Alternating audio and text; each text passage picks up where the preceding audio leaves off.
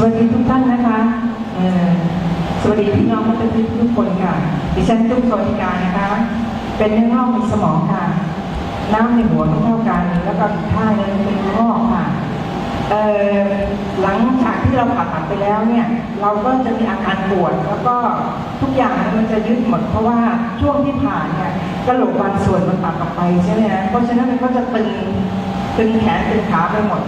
มันก็ปวดทุกทรมานมากๆเลยก็ไม่รู้จะทำยังไงเพราะว่ามีการแก้ปวดจนตับกับไตเนี่ยมันเหลือแค่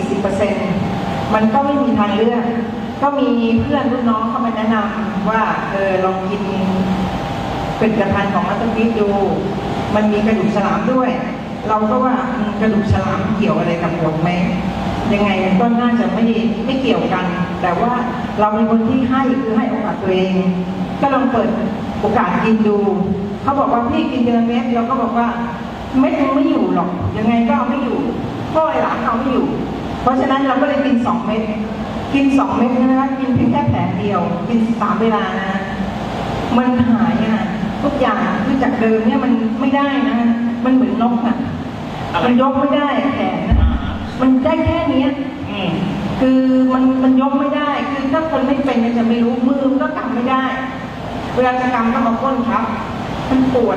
ไม่กระทั่งหูเล็บก็ยังปวดคือหมายความว่าเวลาเราผ่าตัดเนื้องอกในสมองใช่ทุกอย่างมันตึงไงตอนนี้ศีรษะของพี่ตุ๊กไม่ได้มีกระโหลกครบนะ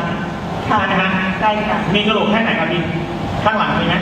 ข้างหลังมีค่ะแต่มันกระโหลกที่เขาตัดให้จะเป็นปากฉลามเป็นปากฉลามตัดออกไปมันก็มีเนื้อหุ้มอยู่